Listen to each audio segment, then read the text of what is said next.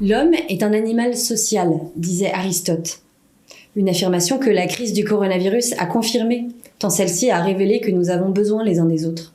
Eh bien, dans la vie chrétienne, c'est la même chose. Ainsi, dans la Bible, on s'aperçoit très tôt, dès l'Ancien Testament, que Dieu n'entre pas en relation avec des individus isolés, mais avec un peuple, le peuple d'Israël. Jésus lui-même ne s'est pas révélé uniquement de façon spirituelle ou par un livre qu'il nous a laissé, mais en s'incarnant concrètement dans une communauté humaine. Ensuite, il a choisi de faire confiance à des hommes et femmes qu'il a choisis, les disciples, pour transmettre son message. C'est donc par une communauté humaine, par l'Église, que Jésus a voulu se rendre présent.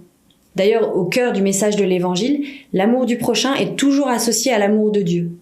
Nous ne sommes pas simplement invités à une relation individuelle avec Dieu, mais à vivre la communion avec notre prochain.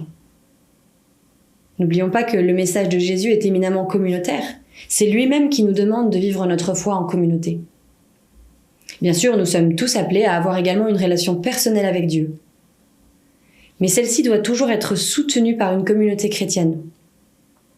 En effet, il est très difficile de vivre une vie chrétienne profonde et dans la durée sans les autres.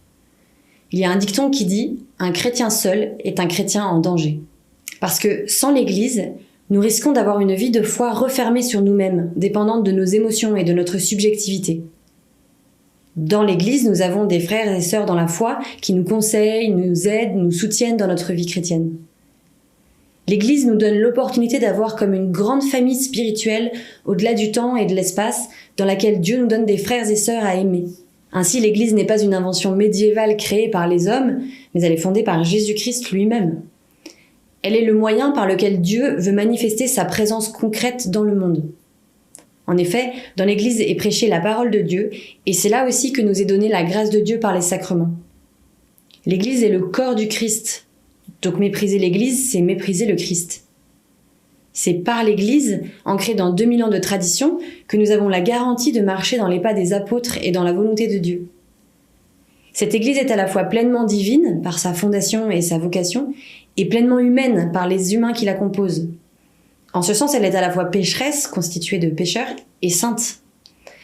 Dans l'Église nous est donné le trésor de la présence de Dieu. Et c'est d'abord cela que nous recherchons, même si l'emballage de ce trésor n'est pas toujours attrayant.